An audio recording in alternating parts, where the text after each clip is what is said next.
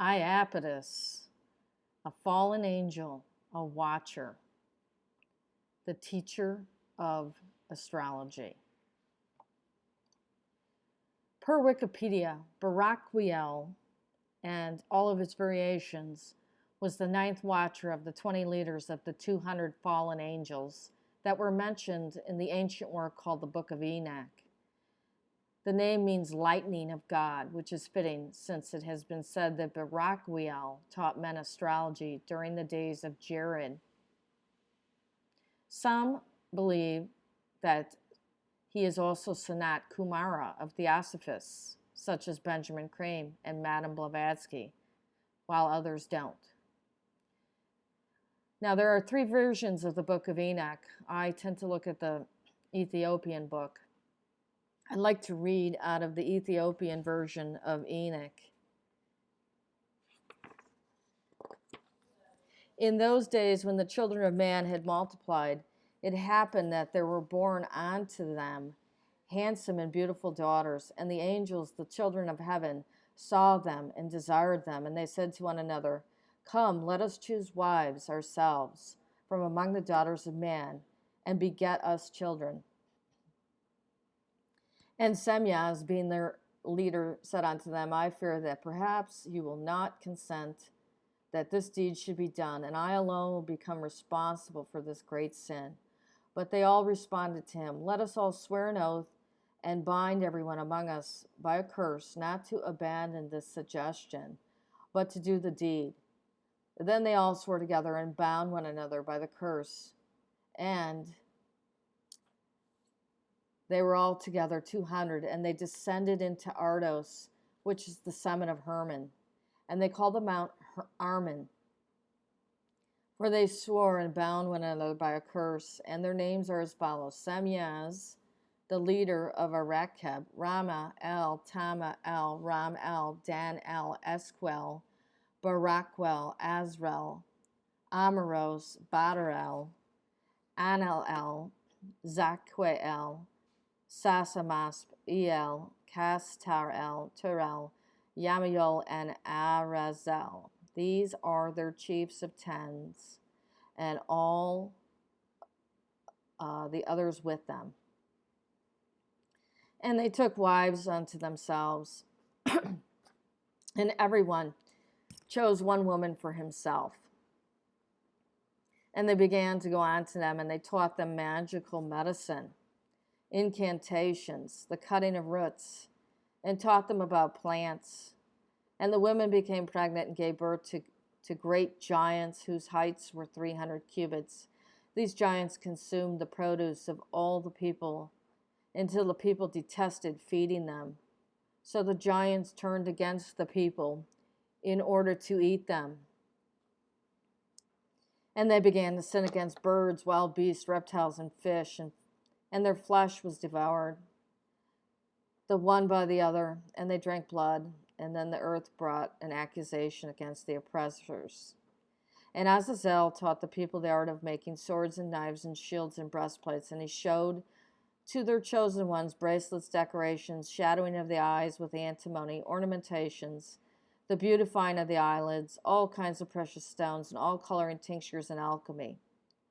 And there were many wicked ones, and they committed adultery and erred, and all their conduct became corrupt. Amasras taught incantations and cutting of roots, and Armoros, the resolving of incantations, and Baraquiel, astrology, and Kokarel, the knowledge of the signs, and Tamel taught the seeing of the stars, and Esdrel taught the course of the moon, as well as the deception of man. And the people cried, and their voice reached on to heaven. Now that's the Book of Enoch. Baraquiel taught astrology. Now let's compare this to the story of Zeus and his war against the giants and the story of Iapetus. Okay, so from Diodorus Siculus' Library of History, Volume 3, page 291. Zeus also had wars against the giants, we are told, in Macedonia near Pallene, and in Italy, and on the plain which of old was Phlegrean, fiery, after the region about which it had been burned, but which in later times men called Cumian. Now the giants were punished by Zeus because they had treated the rest of mankind in a lawless fashion, and confiding in their bodily superiority and strength, had enslaved their neighbors, and because they were also disobeying the rules of justice which he was laying down, and were raising up war against those whom all mankind considered to be gods because of the benefactions they were conferring upon men generally. Zeus, then we are told, not only totally eradicated the impious and evildoers from among mankind, but he also distributed honors as they were merited among the noblest of the gods and heroes and men. And because of the magnitude of his benefactions and his superior power, all men accorded to him as with one voice both the everlasting kingship which he possesses and his dwelling upon Mount Olympus. Okay, so now let us look at also the story of Iapetus and what Cronus did to him from the writings of Sanchonathan. After these events, Cronus builds a wall round about his habitation and found Byblos, the first city of Phoenicia. Afterwards, Cronus, suspecting his own brother Atlas, by the advice of Hermes, threw him into a deep cavern in the earth and buried him. Now, Hermes in this case would be the equivalent of Thoth, who is not the same Hermes that was the son of Zeus. Now, let's also look at Diodorus Siculus's Library of History, Book 2, page 279. After the death of Hyperion, the myth relates the kingdom was divided among the sons of Uranus, the most renowned of whom were Atlas and Cronus. Of the sons of Atlas, received as his part the regions of the coast of the ocean, and he not only gave the name of Atlanteans to his people, but likewise called the greatest mountain in the land Atlas. They also say that he perfected the science of astrology and was the first to publish to mankind the doctrine of the sphere, and was for this reason that the idea was held that the entire heavens were supported upon the shoulders of Atlas, the myth darkly hinting in this way at his discovery and description of the sphere. Okay, so here it is clearly telling you Iapetus also goes by the name Atlas. He had a son he also named Atlas as well. And he perfected the science of astrology, which is what the fallen angel's Baraquiel is cited as doing. So the character Iapetus, who is a real person, the brother of Cronus, was a fallen angel, a fallen watcher. And he was put in the middle of the earth, which is what happened to some of the watchers. Now, what's also interesting is this cover-up going on in the Americas as to what was going on here.